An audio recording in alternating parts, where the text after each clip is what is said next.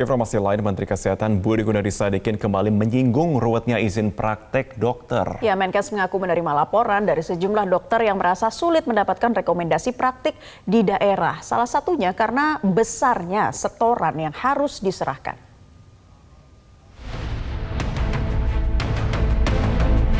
Menteri Kesehatan Budi Gunadi Sadikin mengungkap ada tahapan yang menyulitkan dokter untuk mendapatkan surat izin praktik dari Dinas Kesehatan, yakni surat rekomendasi organisasi profesi. Menkes bahkan menyebut ada beberapa dokter yang merasa tidak nyaman untuk mendapatkan rekomendasi karena harus menyerahkan setoran dana yang disebutnya masuk ke organisasi profesi.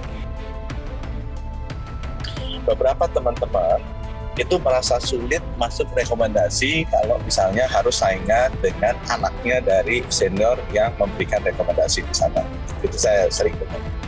Nomor 2, ada beberapa spesialis, fungsi spesialis yang susah mendapatkan rekomendasi untuk masuk ke daerah-daerah tertentu walaupun dokter spesialisnya kurang.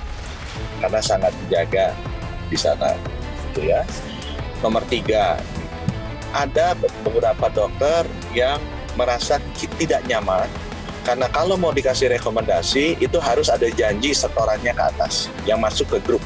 Jadi itu ada beberapa profesi dokter spesialis yang saya dengar cukup konsisten bilang bahwa saya kurang nyaman Pak, karena kalau saya diminta rekomendasi itu ada kaitannya saya harus ada setoran tertentu yang masuk ke atas nanti didistribusikan ke kelompok organisasi tersebut. Membuat SIP itu memakan waktu kurang lebih untuk SR sendiri itu bisa kurang lebih 2-3 bulan, kemudian untuk SIP-nya itu bisa sampai 6 bulan. Jadi kadang-kadang dokter lama menunggu, jadi sementara tidak bisa praktek, dan teman-teman dokter juga yang bekerja di rumah sakit itu bukan yang memiliki waktu yang cukup gitu ya untuk bolak-balik ke ID dan segala macam untuk mengurusi dokumen-dokumen tersebut.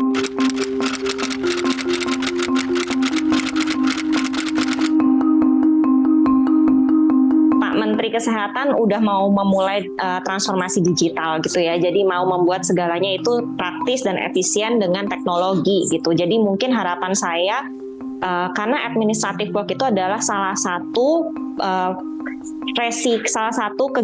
pekerjaan yang menurut dokter itu benar-benar bikin burnout ya. Jadi itu juga pernah ada penelitiannya bahwa dokter-dokter itu biasanya burnout bukan karena masalah klinis pasien dan segala macam, tapi justru administrative work yang sangat-sangat panjang ini gitu ya.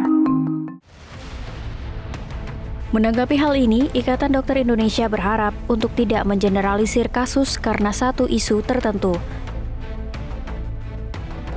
Jangan karena hanya satu isu, kemudian kita generalisir masalah itu seolah-olah ini semuanya. Ini yang kita kadang bingung. Bingung kita di mana? Sudah disampaikan kepada Pak Menkes, tetapi kita sendiri datanya tidak punya. Nah, sedikit informasi bahwa hal-hal seperti ini terjadi di tingkat cabang atau wilayah yang terkadang PB sebagai pengurus besar mengetahuinya di belakang. Ini yang kita secara organisasi sebenarnya sudah sampaikan. Bagi sejawat, di dalam kode etik kedokteran jelas disebutkan sejawat yang mempersulit atau birokrat, pengurus Ikatan Dokter Indonesia tingkat cabang, wilayah, bahkan pengurus besar yang terbukti menghambat, ini masuk di dalam kategori pelanggaran etik.